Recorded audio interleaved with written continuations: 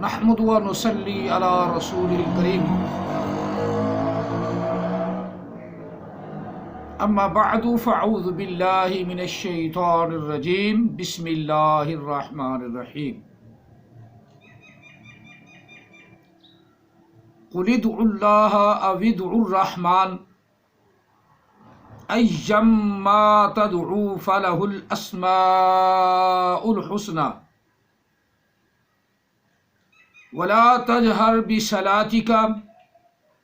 ولا تخافت بها وابتغ بین ذلک سبیلا۔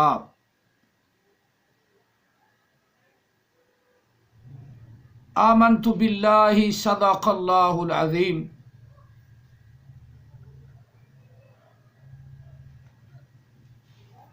وبلغنا رسولہ النبی الکریم ونحن علی ذلک لمن الشاہدین والشاکرین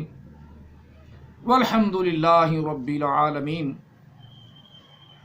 قال رسول اللہ صلی اللہ علیہ وآلہ وسلم انی رسول اللہ الیکم جمیعا وانا خاتم النبیین لا نبی بعدی وصدق رسولہ النبی الکریم۔ قرآن مجید فرقان حمید سورہ بنی اسرائیل سے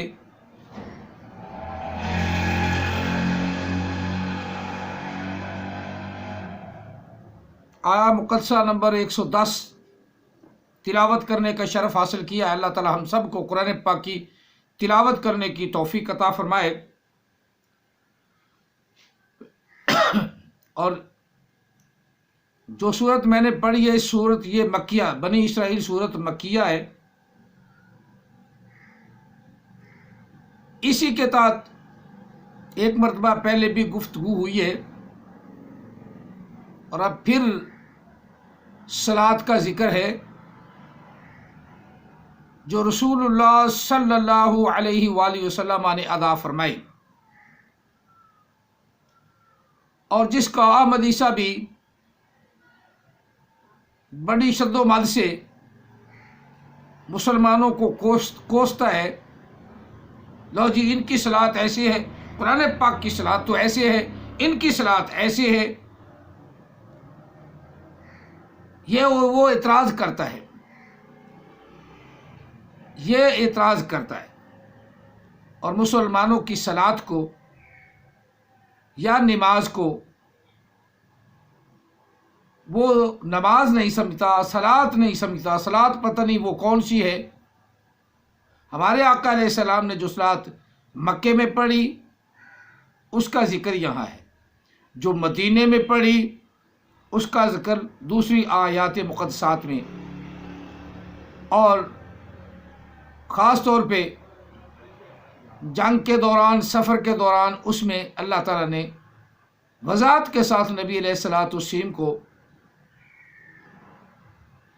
بیان اور ڈیٹیل عطا فرمائی، بیان کر دی کہ جنگ کی صورت میں ایسے پڑھنی ہے اور امن کی صورت میں اسے مکمل پڑھنا ہے۔ اور نبی علیہ السلام نے وہ نماز، وہ صلاۃ پڑھ کے دنیا عالم کو فل دکھا دی کہ یہ نماز ایسے پڑھنی ہے۔ اب ہم اس کا یہاں بھی ذکر نماز کا ہی ہے، صلاۃ کا ذکر ہے، جس کا ترجمہ ہم نماز کرتے ہیں، اس کا ذکر اس آیہ مقدسہ میں ہے۔ یہ سورہ بنی اسرائیل مکیہ صورت ہے۔ تو اب پہلے ہم اس آیہ مقدسہ کا اردو میں ترجمہ، جو احمد عیسیٰ کو اس ترجمہ لفظ سے بڑی تکلیف ہے، مفہوم معنی وہ بیان کر لیں یا سن لیں، پڑھ لیں، پھر آگے چلتے ہیں۔ کہہ دو محبوب ادعوا الرحمن، ادعوا اللہ، بلکہ ادعوا اللہ، تم اللہ کو یاد کرو، تم اللہ کو پکارو، تم اللہ کو بلاؤ، اللہ کہہ کر، ادعوا الرحمن، یا رحمان کہہ کر، دونوں نام اللہ کے ہیں، اللہ کہو یا رحمان کہو، یا اللہ یا رحمان، یا رحیم یا کریم، یا ستار یا غفار، یا فتاح یا رزاق، جس نام سے بھی یاد کرو۔ اللہ تعالیٰ وحدہ لا شریک کے یہ صفاتی نام ہیں، تم کسی نام سے یاد کرو تو وہ تمہاری بات کو سنتا ہے۔ ایّاما تدعو فلہ الاسماء الحسنی، جو کچھ بھی تم جس نام سے ہی تم پکارو، جو کچھ اللہ کے نام ہے، ان ناموں میں سے کسی نام سے ہی پکارو، پس وہ تمام نام فلہ الاسماء الحسنی، وہ تمام کے تمام نام اللہ ہی کے خوبصورت نام ہیں، اسی کے ہی ہیں، فلہ اسی کے ہیں، اسی کے ہی ہیں وہ خوبصورت نام۔ آگے صلات کا ذکر ہے، ولا تجہر بصلاتک، اے میرے محبوب، اے محمد الرسول اللہ صلی اللہ علیہ وآلہ وسلم، اپنی صلات کو، صلاتک، اپنی صلات کو بلند آواز سے نہ پڑھو، بلند آواز سے نہ پڑھو، ولا تخافت بہا، اور نہ ہی زیادہ آہستہ پڑھو۔ یہ نبی علیہ السلام کو خطاب ہے اور مکے میں خطاب ہے۔ احمد عیسیٰ یہ بعد میں کرتے ہیں، نہ زیادہ آہستہ پڑھو، وابتغی بین ذالک سبیلا، درمیانہ راستہ اختیار کرو، وابتغی وابتغی، وا کو ہٹا دینے سے الف کے نیچے زیر پڑیں گے، کیونکہ یہ باب ضربا یضرب کا فعل ہے، فعل امر، اور تراش کر اور ادا کر یا پڑھ، وابتغی اختیار کر، بین ذالک سبیلا، درمیان والا راستہ، اور اختیار کر درمیانی راستہ، یعنی نہ زیادہ اونچی ہو نہ زیادہ جھکی ہو۔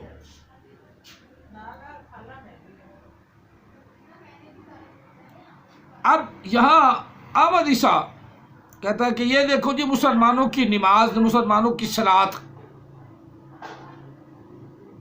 کہ زور اور اثر تو آہستہ پڑھتے ہیں، مغرب عشاء اور فجر زور سے پڑھتے ہیں۔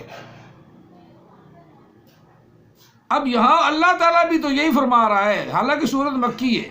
مکے میں حکم ہے، اور مدنی سورت کا حکم علیحدہ ہے، یہی اللہ فرما رہا ہے نا کہ دو نمازیں آہستہ پڑھو، اور تین نمازیں تھوڑی سی بلند آواز سے پڑھو، چلا کے تو وہ بھی نہیں پڑھی جاتی، وہ بھی آرام سے پڑھی جاتی۔ الحمدللہ رب العالمین الرحمن الرحیم مالک یوم الدین ایاک نعبد و ایاک نستعین اہدنا الصراط المستقیم صراط الذین انعمت علیہم غیر المغضوب علیہم ولا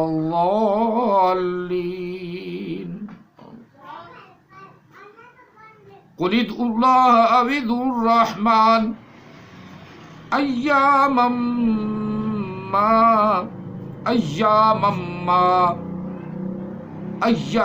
ما تدعوا فلہ الاسماء الحسنى ولا تجهر بصلاتك ولا تخافت بها وابتغي بين ذلك سبيلا۔ اللہ اکبر اب بالکل خاموشی والی جہاں نبی علیہ السلام نے خاموشی اختیار فرمائی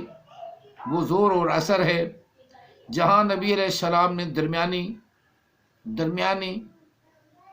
قرت فرمائی، جہاں آقا علیہ السلام نے درمیانی قرت فرمائی، درمیانی آواز سے پڑھا، وہ ہم سب کو حکم ہے کہ اسی درمیانی آواز سے پڑھو، نہ زیادہ اونچی پڑھو، نہ چلا کر پڑھو، نہ زیادہ نیچی پڑھو۔ جہاں آقا علیہ السلام نے یہ طریقہ اپنایا وہ ہم اسی طرح مغرب میں درمیانی آواز میں پڑھتے ہیں، عشاء میں درمیانی آواز سے پڑھتے ہیں، فجر میں درمیانی آواز سے پڑھتے ہیں، جبکہ ظہر اور عصر میں ہم آقا علیہ الصلوۃ والتسلیم کے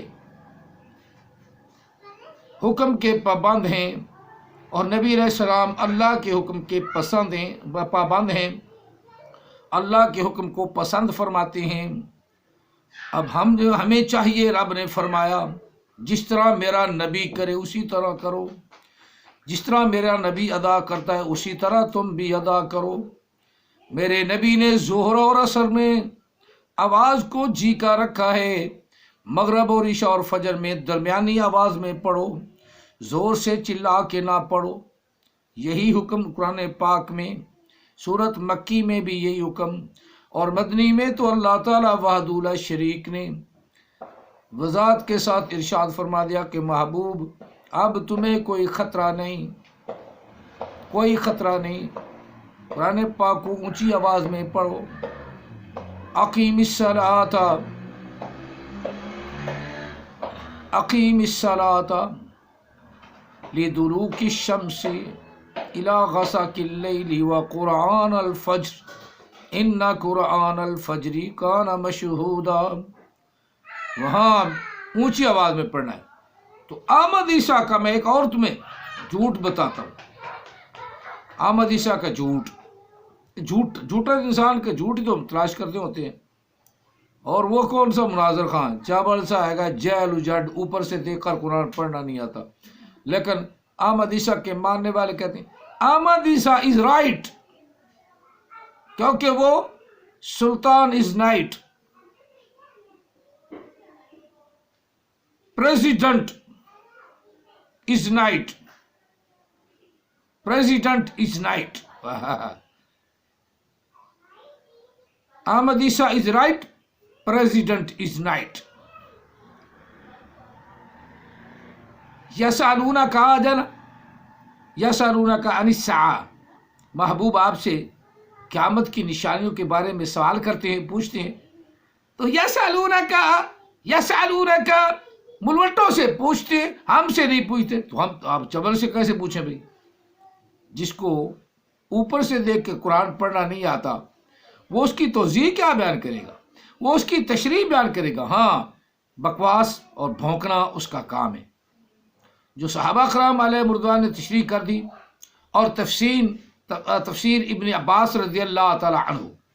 ابن عباس رضی اللہ عنہ جو تشریح کی، اور جو صدیق اکبر نے تشریح کی، جو عمر فاروق رضی اللہ عنہ نے تفسیر کی، جو حضرت عثمان غنی رضی اللہ عنہ نے بیان فرمائے، اور جو حضرت علی کرام اللہ وجہ الکریم نے قرآن پاک کی تشریح فرمائی، یہی تفسیر معتبر ہے۔ باقی سب کی اپنی اپنی رائے ہے، اور رائے کے اوپر تفسیر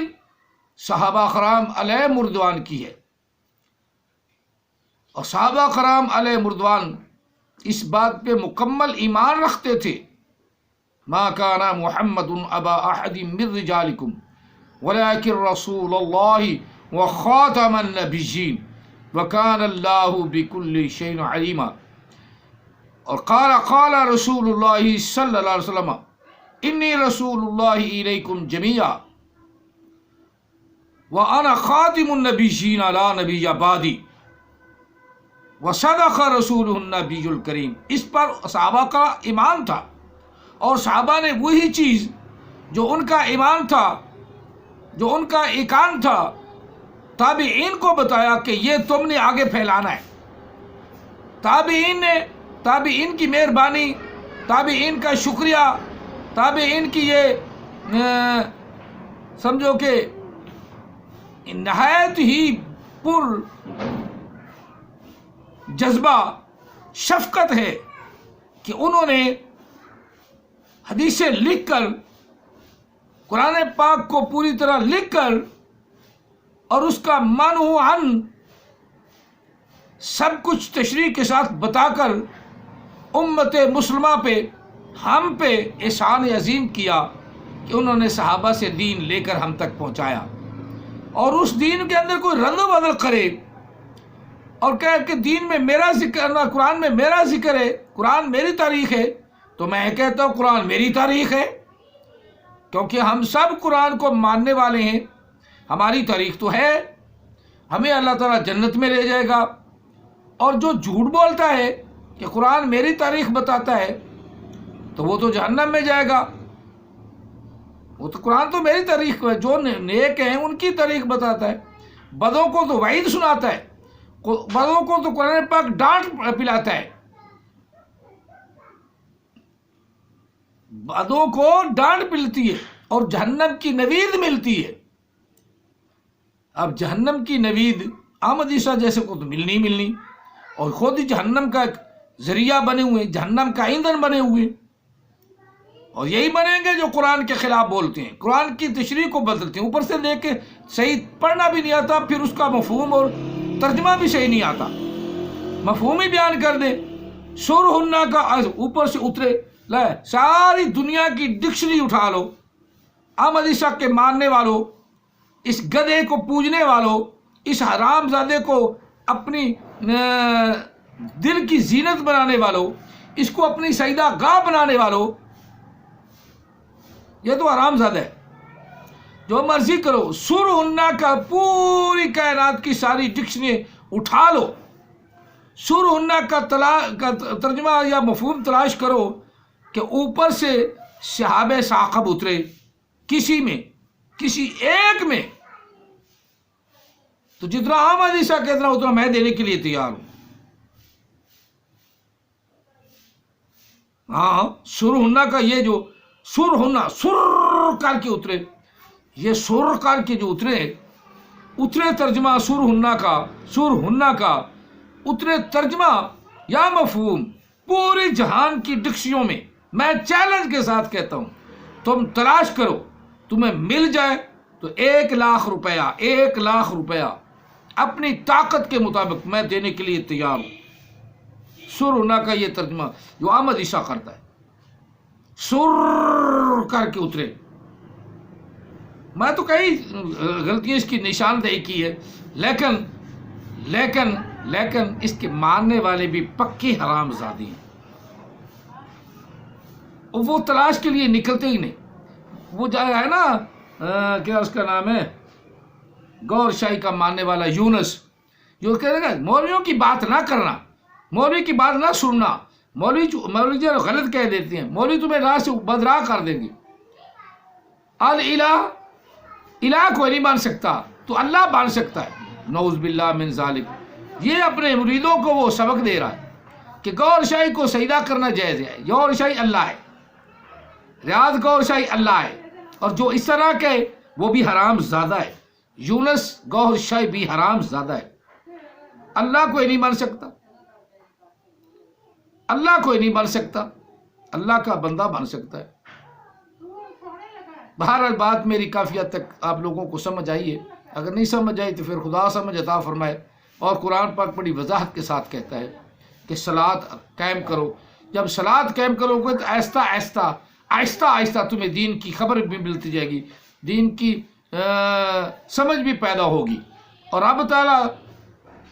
وحدہ لا شریک اس پہ اپنا کرم فرماتا ہے جس کو اپنے دین کی سمجھ عطا فرماتا ہے۔ تفقہوا فی الدین، جو اللہ تعالیٰ کے دین کو سمجھتا ہے اللہ تعالیٰ کو اس پہ کرم ہو جاتا ہے۔ تو اللہ تعالیٰ ہم سب کو اپنا فضل، اپنا کرم، اپنی رحمت تلاش کرنے کی توفیق عطا فرمائے، اور تلاش جاری رہے، حق کی تلاش کرو، حق کی تلاش کرو، اور حق وہ ہے جو قرآن پاک کے اندر ہے۔ اللہ تعالیٰ ہم سب کو قرآن پاک پڑھنے، سننے اور اس پر عمل پیروں کی توفیق عطا فرمائے، اور اس کی ڈٹ کر تلاوت کرنے کی توفیق عطا فرمائے، آمین نیک لوگوں کے لیے جزاکم اللہ تعالیٰ فی الدارین واسل جزا وما علینا الا البلاغ المبین.